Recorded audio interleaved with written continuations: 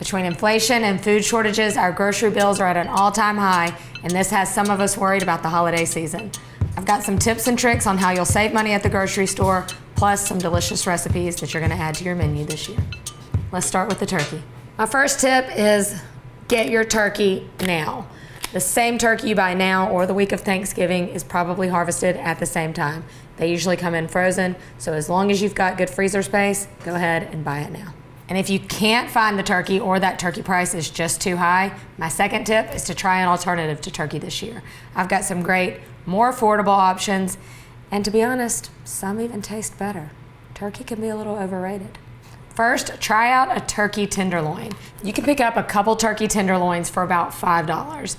You slice it up, everyone only gets a couple slices anyway. You could serve 4 to 6 people for $5. And even better, the recipe I used today throws these turkey tenderloins on the grill. If we're gonna take an alternative route, let's also make it easy. I love using the grill for Thanksgiving because it frees up that oven space and it's just so easy. Another option is a Cornish game hen. You can get one for about $4 or $5. I cut it in half so everyone can kind of get a half as a serving. This is what you might wanna do if you've got a smaller crowd this Thanksgiving, but you've got this big old spread and this is less than $10 worth of Cornish hens. And if you can't find that big turkey, you could also do something like whole chicken. These were on sale, about $6 for a whole chicken. Grab a couple of those. That's definitely easier than a $40 turkey. You could also go turkey breast, or heck, why not barbecue or steak? You don't have to follow any rules this year. And as you know, we have tons and tons of recipes for turkey tenderloins, Cornish hens, whole chickens, turkey breast, pork loins. The possibilities are endless. And just because you choose an alternative to turkey doesn't mean you have to flavor it any differently. If you still want those same traditional flavors, just season your chicken or your pork loin just as you would your whole turkey. Perfect Thanksgiving bite can still exist. Who wouldn't want that? This next tip, you have my permission to be a cheater. Trust me when I tell you that Thanksgiving is not solely about the food, contrary to what you might think. So just go ahead and, take the pressure off yourself. It's about maybe providing those tastes, but it doesn't have to be perfect. This does not have to be a gourmet meal. I'm gonna show you a couple ways that I like to cheat. First is a make-ahead gravy. We've already talked about the fact that you might not have a turkey, but you can still create a delicious turkey gravy to put over your dressing or your stuffing or your mashed potatoes. All you need for that are a couple of turkey wings. You can pick up these for less than $5 and create a huge batch of gravy. All I've done is taken 2 turkey wings, roasted them in the oven with some onions. I'm gonna deglaze to lift all that flavor off the bottom.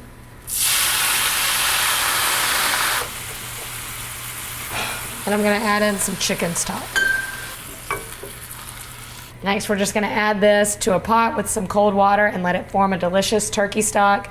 Then we'll do the whole gravy thing with a little bit of roux, strain that back into the roux, and then you've got the most delicious turkey gravy. No turkey required. My favorite Thanksgiving cheat, and really this is not cheating because I prefer the old slice and eat cranberry sauce, is to pick up your cranberry in a can, and you can do the same thing we just did with the gravy, especially with the whole berry cranberry sauce.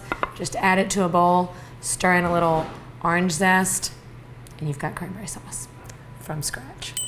My next tip, and this is one of my favorites, is to try something new and start new traditions. Due to the reality that you might not find everything this year on your Thanksgiving menu wish list, you might need to pivot a little, but that should not stress you out. Embrace the change, people. One way you can do that is to look into what other people are doing. What are some of their traditions? I had a friend that did a whole Asian-inspired Thanksgiving dinner just to switch it up a little bit. I'm gonna share with you my family's favorite side dish, and I've never seen it on anyone else's Thanksgiving table. It's Italian sausage and rice. It is so easy and it is so cheap. I picked up a bag of rice that will easily serve a huge crowd for 72 cents. Forget the stuffing. I've started just by browning some Italian sausage with onions and bell peppers, and I'm gonna add that to a casserole dish. Then I'm just gonna stir in some dried rice and chicken stock. How easy. A little salt and pepper. Cover and bake until all the liquid's absorbed. It's the most delicious thing ever. I promise you, no one is gonna be upset with trying something new as long as you have a few familiar favorites on the table as well. Let me just give it a little taste. so I can get in the holiday spirit. Better than Mama's. Don't tell her I said that. This next tip you should be doing year-round, not just at the holidays, but especially now while the prices are so high. You need to buy your groceries when they are on sale and prep and store them for later. A perfect example are the green beans I found on sale. They're $1.69 for a pound of green beans. That's kind of unheard of right now, so I went ahead and stocked up. Did you know you can freeze fresh green beans and it is a much better value? They cook up the same as fresh green beans and the texture is so much better than what you buy in the freezer section or in the can. Plus you're getting twice as much for less money. So I've washed my green beans. I'm just trimming off the ends, dry them off really well, and then just pop them into freezer bags. So easy, and they're ready to have on hand whenever you need them. The package of frozen green beans that's only half a pound was $3.19. That's twice as much for half as much. You can totally see the difference here. With these two options, there's no need to even bother with this. You are gonna sacrifice quality and value by buying the green beans in the can. Just look at the difference. Over $3, $1.69, and about $1.30. What would you choose? Moral of the story, buy them when they're on sale. You can also do this buying and freezing step with sweet potatoes. I remember not long ago when these were about 39 cents a pound. They were about $1 a pound now. Just makes me mad. But if you find them on sale, go ahead and boil them till they're fork tender. Peel and slice them. Then we're gonna pop them in the freezer. This is just a good meal prep tip. This is going to make your Thanksgiving day cooking a whole lot easier. Double stress reliever. Once they're frozen, put them in a freezer bag and they're ready to go for your favorite recipe. They're super simple to prepare with just a little butter, brown sugar.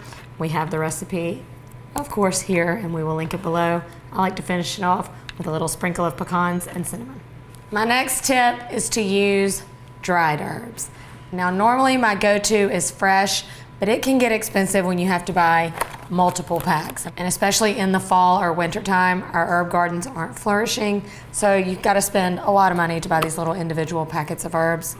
This is a great time to break out the dried because a lot of these flavors, especially things like sage, smell very close to the fresh version. A tip to keep in mind when you're working with dried herbs is to make sure they're super finely ground. This is gonna help release some of those oils and it's gonna prevent you from biting in to what's reminiscent of a Christmas tree needle, if you know what I'm talking about. That's especially important with these hardier herbs like rosemary and thyme. So I like to make sure they're super finely crushed. You can even work these into your butter through a food processor. The fat from the butter is gonna help these flavors transfer throughout a dish. So definitely save some money and use those herbs that are sitting in your spice rack. A perfect dried herb for this time of year is poultry seasoning. This is a combination of marjoram, thyme, rosemary, and sage. So it's kind of like a one-stop shop. This should save you money. Even though this tip is about using dried herbs, there is one fresh herb that I think you should always keep on hand, and that's parsley. For about $1, you can transform any of these dishes that you made with dried herbs and give them a fresh taste. It's super inexpensive and it doesn't alter the flavor. Things like rosemary and sage are pretty powerful in flavor. Parsley is not. It's just kind of an earthy flavor that's gonna freshen up the dish for not a lot of money. Parsley also serves the purpose of making this food just look pretty. Truth is, a lot of Thanksgiving food is brown. Let's brighten it up with a little green. And it's your secret weapon to disguising the dried herbs, so just go ahead and use them. My next tip is to put a little effort in your grocery shopping and don't be afraid of the discount stores. What I mean by that is to do a little research while you make your grocery list. Shop the weekly ads and find where the best deals are. And if you don't have that kind of time, it's even easier just to go to the discount grocery stores. Just because they're known for being discounted prices doesn't mean the quality always suffers.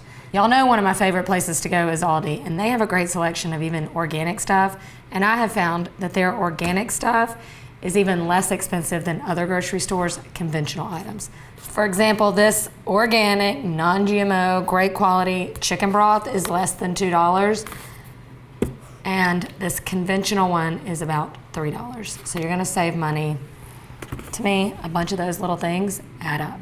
And don't be afraid of store brand items. I am not a brand snob, My daughter thinks I am just cheap because I buy off-brand stuff. But listen, if you read the back of the labels and look at the ingredients, they're oftentimes exactly the same. So why would you not save the money?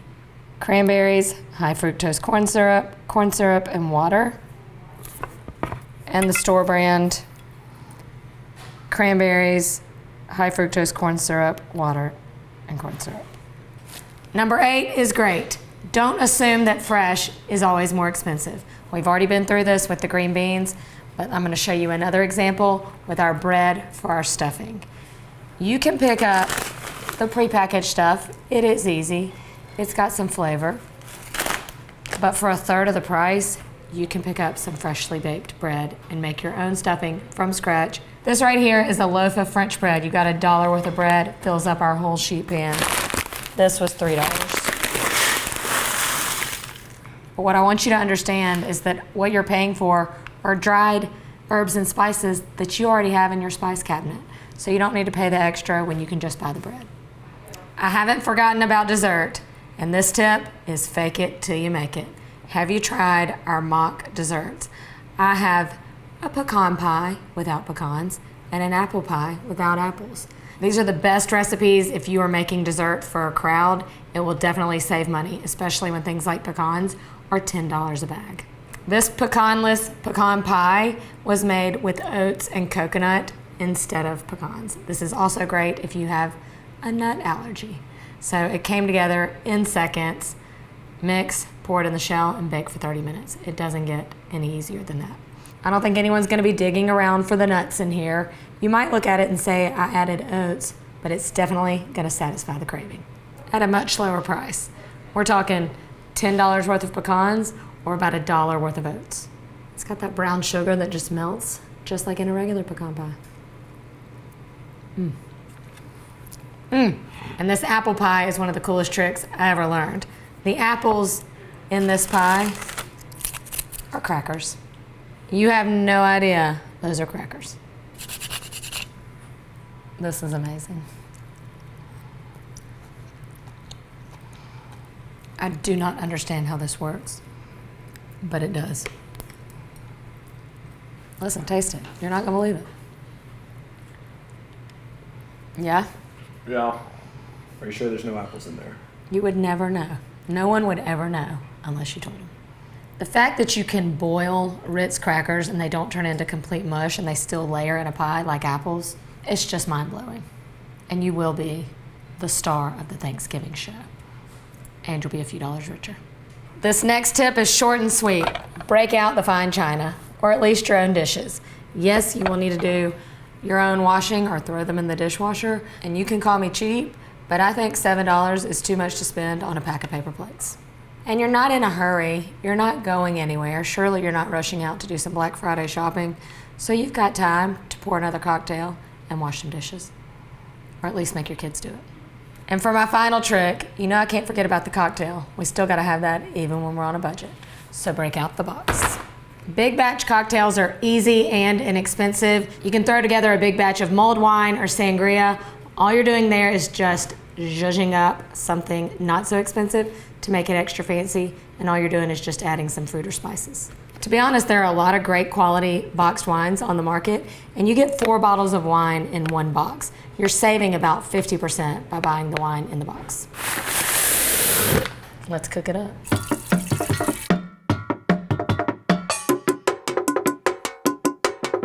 Let's get this thrifty Thanksgiving started.